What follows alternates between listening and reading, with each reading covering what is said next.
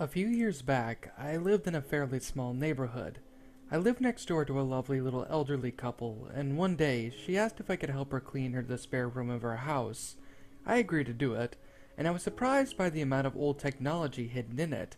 Old toys, a child's computer, you name it, it was there. What truly caught my eye, though, was a box of VHS tapes labeled PBS. When I asked her about the tapes, she said that she used to record episodes of shows like Barney so that her grandson could watch them when he came over to visit in the mid to late 90s. I was curious, so I asked if I could buy the tapes off her so that I could watch them when I finished cleaning up the room. She agreed to this, and after I finished cleaning, I handed her a crisp $10 bill and carried the heavy box back to my house. After setting it on my couch and examining the multiple tapes that sat untouched and dusty, they were organized by the order which they were recorded, going from 1 to 24. That night, I spent most of my time watching them out of boredom. It was around 3 a.m. when I decided to watch one last tape and then hit the hay. Since there were 24 episodes that I had already watched, and I had already watched 11 of them, I grabbed the one cleanly labeled Author Number 12, and wiped the dust off the spine in my hand and popped it into my VHS player. It started out with the usual sponsors, commercials that played on most other PBS shows. The sound coming from the tape was distorted from age, giving everything a robotic, slightly staticky tone. This was the only tape that had that issue so far, and I sighed, assuming that every tape from here on out would have the same issue. The episode began, and the intro was different than what I had remembered. The animation was choppier, and the music was less memorable than the classic Rasta that accompanied most episodes. I got a bit excited at that point, thinking that maybe I had discovered an early episode that could be sold online for a pretty penny. I turned the volume up a little, and the main episode started. It began with a shot of Arthur's little sister DW sitting at the kitchen table with a worried look on her little face. The animation was still choppy and low quality, but when DW began to speak, I was confused. Her voice was deeper and sounded like it had been recorded in someone's bathroom. Her mother walked in and began to speak to her in a harsh voice that sounded similar to the voice from the normal episodes, but not quite perfect. She was saying something about how much trouble she was in and that she was grounded. DW pleaded with her mother, begging her not to ground her, but she was sent upstairs to her room. There were a few frame interruptions at that point. I gently hit the player to get it back to normal, which worked. The tape played as normal again and directly went into the strange silent test of DW walk cycle. This lasted for maybe a minute before another frame skip occurred, when next it played DW, who was sitting in her room with her arms crossed. She looked a little solemn, and she proceeded to talk to herself.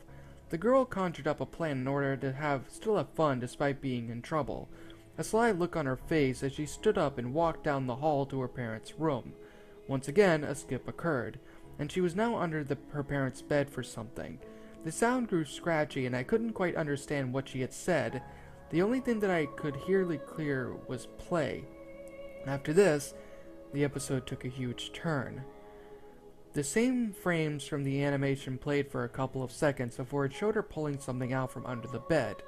The camera zoomed into her hands, which she was holding a strange blue gun of sorts. She smiled and lifted it, pointing it at a wall and making a pew-pew sound with it. She then ran around the room, continuing to make gun sounds. After that, DW sat down, tuckered out. The girl had a smile on her face as she brought the gun closer to her face to examine it with child curiosity. She then spun it around and pointed it to her face while closing one eye to look down at the barrel. A generic giggle sound clip from stock was played while one frame of her with the closed eyes staring on the screen. I assumed that the videotape was stuck again. As I leaned over to tap the player, my ears were met with a piercingly loud tone, similar to the tone played when a broadcaster is testing their emergency system. A black overlay was placed over the episode, and it had a bit of a text on it. From what I remember, it said the following: "The Public Broadcasting Service of County 4. We apologize for the inconvenience. Your regular scheduled program will return in a minute. Thank you for your patience. In case of accidental airing, immediately stop and remove from lineup by January 1st, 1996. A very loud, pitchy bang sound was then played, and the tape whirred to a stop. I sat dumbfounded by what I had just seen. I didn't know whether or not to be scared or confused, but either way, I didn't know what to do. I decided to take the tape out of the machine, and it was hot when it was removed, and I wound up dropping it in order not to burn my hand. When it cooled off, I checked the tape inside the casing to see if there was some sort of explanation for the odd skipping throughout the video. The magnetic tape that had been damaged by the heat and stuck to the lid of the casing. I was feeling a bit hopeful, so I decided to stick the tape back into the player, hoping it would play one more time so that I could capture a picture of the episode, or at least a black overlay. I managed to take one photo on a poor quality disposable camera I had lying around. After I took the photo, the tape completely broke and wouldn't play again. I threw it away, and that night I tossed and turned, wondering about the story behind the episode that I had watched. The next day, I spent most of the day Googling every little detail I remembered about it, and there was only one website that had any information about it. It was a virus-laden old forum that was closing down within the week. One of the discussion was about an episode I had seen. The creator of the thread had stated that they saw this very broadcast as a child, and it had stuck with them for years on end. According to multiple users on the thread, the best explanation for what I had seen was that the possible animation test made at least a year before the final show began to air. The intro and voices were placeholders, and the plot might have been about gun safety.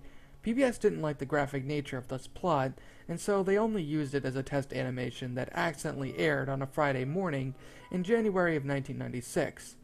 It should have been destroyed by the 1st of January, but that didn't happen, either by accident or by purpose.